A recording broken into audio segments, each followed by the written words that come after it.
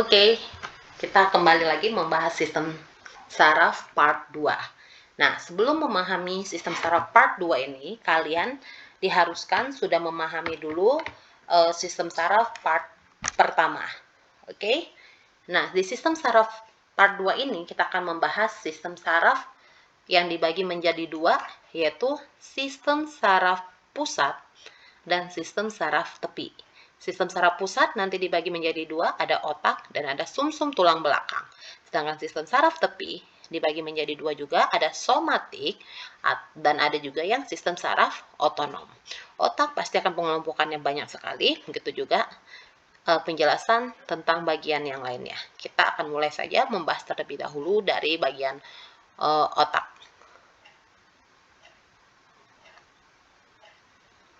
Nah, otak yang pertama kita bahas itu merupakan pusat koordinasi atau pusat dari sistem regulasi.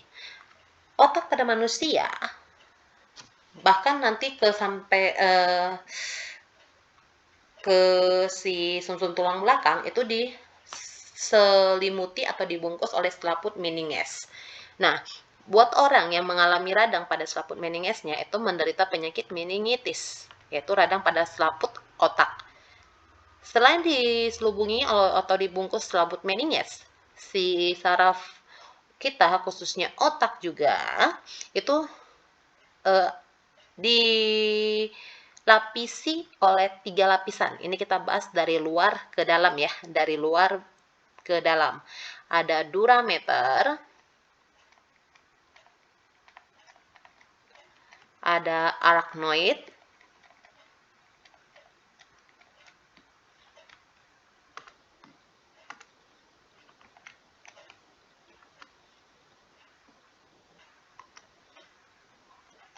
ada arachnoid.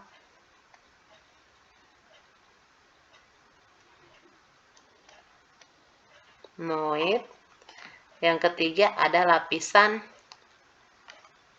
piameter. Ya, ini adalah lapisan pelindung otak. Durameter itu lapisan terluarnya. Biasanya durameter ini tebal. Si arachnoid ini adalah lapisan tengah. Ini membran tengah dan tipis. Sedangkan piameter ini lapisan paling dalam. Nah, piameter ini yang pastinya dia itu lembut dan tipis juga ya. Karena dia ini yang langsung melekat sama si otak.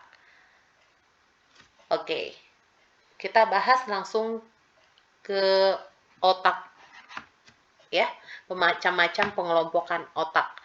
Ada otak besar, otak tengah, otak depan, otak kecil, jembatan Farrell, sama medula oblongata ya. Kita bahas satu-satu, dimulai dari otak besar terlebih dahulu.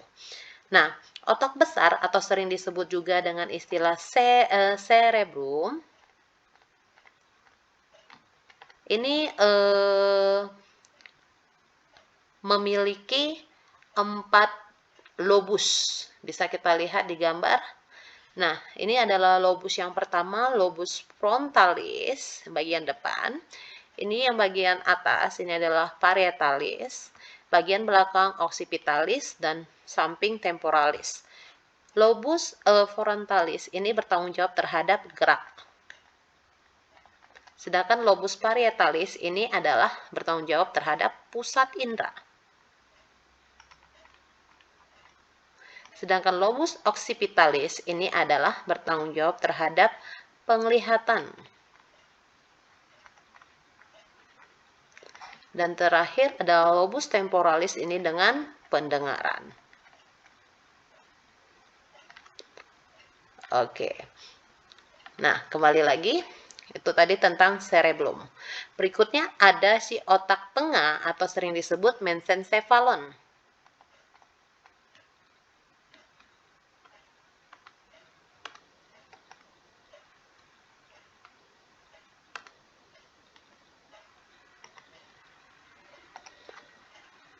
mesencephalon ya.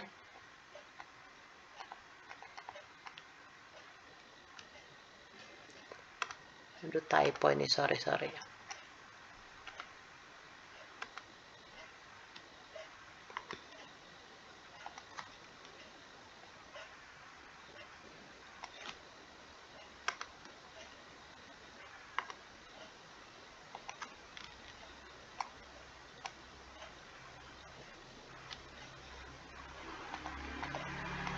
Mesencephalon. Nah, ini adalah otak tengah. Bagian otak tengah ini nanti dibagi menjadi dua bagian. Ada si kuli superior dan ada kuli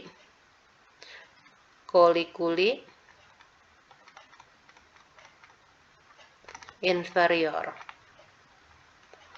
Kalau yang superior ini peranannya ada refleks mata. Kalau yang inferior ini adalah pendengaran. Berikutnya ada otak depan atau sering disebut si diencephalon.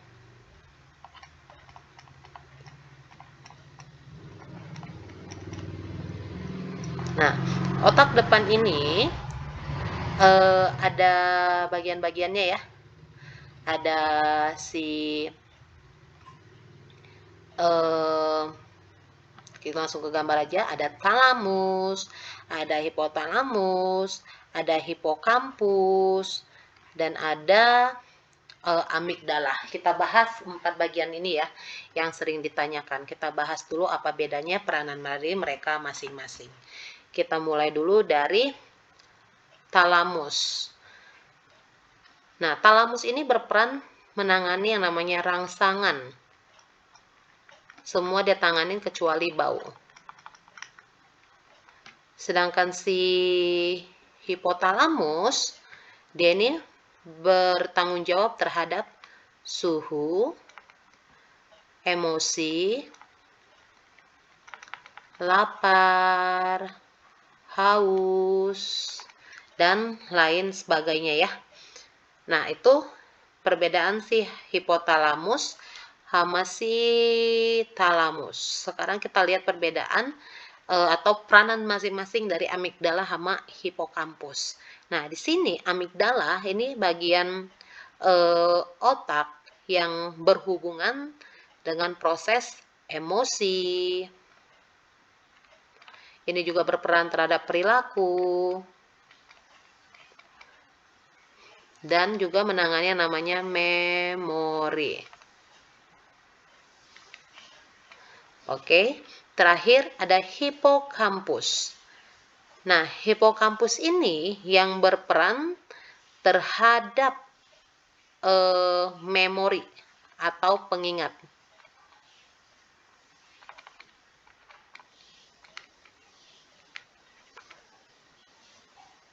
Jadi, ini yang akan menghubungkan memori informasi baru dan memori informasi lama yang ada di dalam memori kita.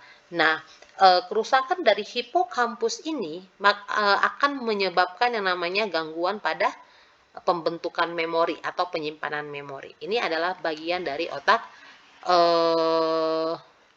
depan tadi. Sekarang kita pindah lagi, kita membahas ke otak kecil. Otak kecil atau sering disebut cerebellum. Nah, cerebellum ini fungsinya adalah menangani yang namanya keseimbangan dan koordinasi. Nah, terus ada nih jembatan Farrell atau Pons Farrelly ya. Ini sama saja. Peranannya ini adalah penghubung otak kanan dengan otak kiri.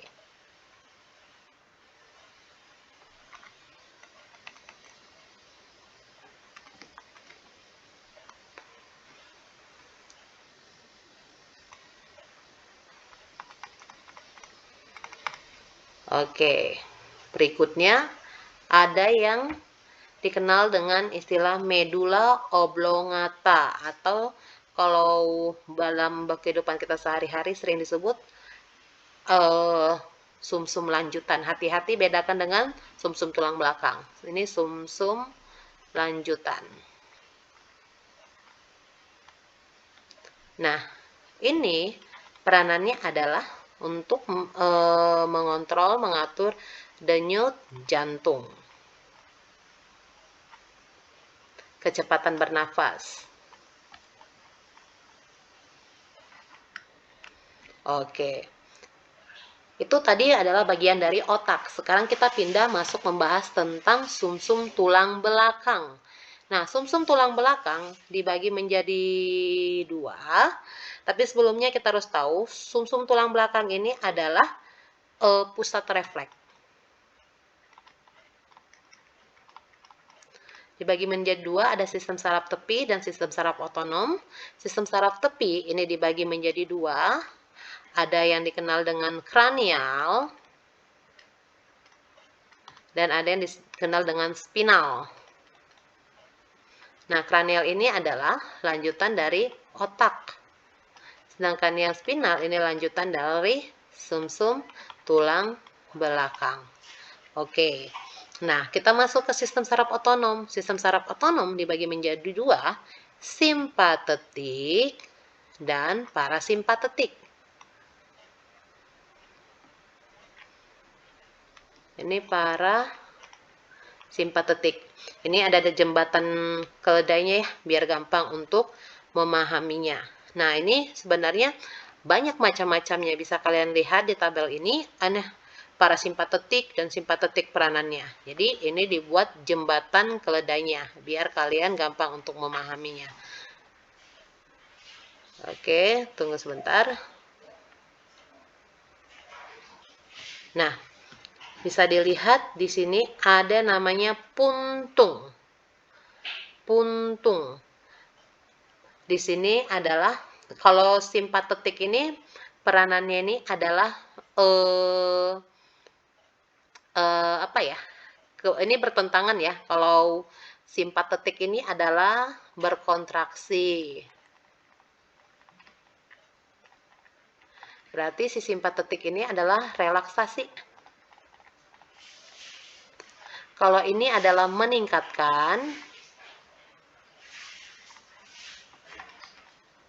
berarti ini adalah memperlambat.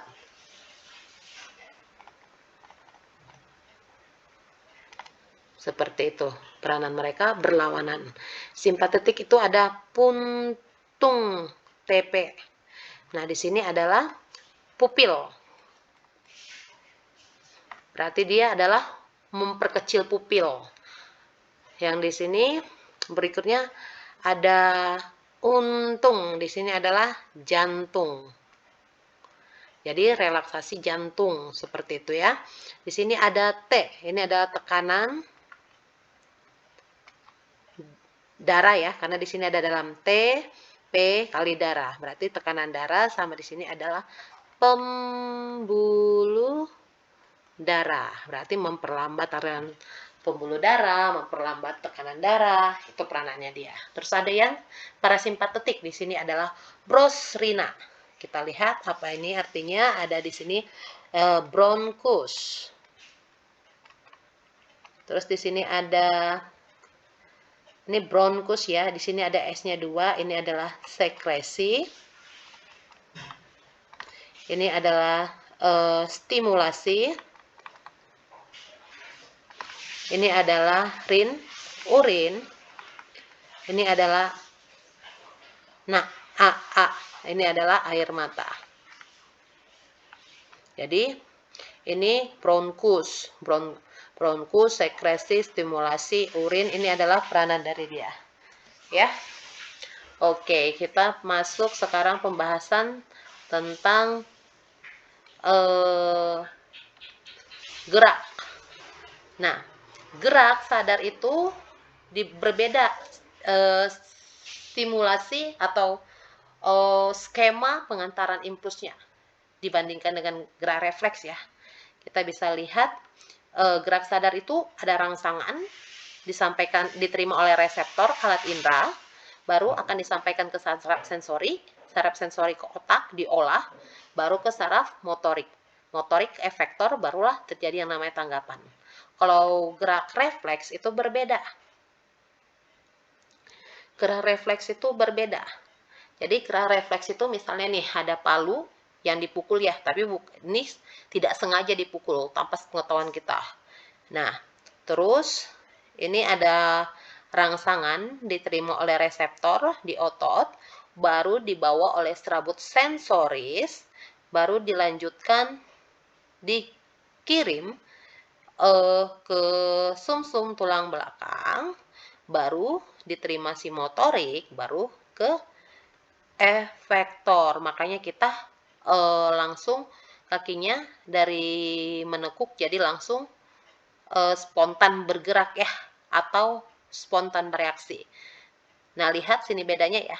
Dari ada rangsangan diterima oleh reseptor indera, dilanjutkan ke sensoris dilanjutkan ke sumsum tulang belakang, baru ke motoris, baru ke efektor, barulah terjadi tanggapan. Kalau gerak sadar, rangsangan, diterima reseptor atau alat indera, sensoris, tapi di sini oleh otak. Jadi sistem saraf yang menerima mereka itu berbeda ya. Gerak sadar oleh otak, sedangkan refleks oleh sumsum tulang belakang. Ya, demikian sistem saraf pusat part 2.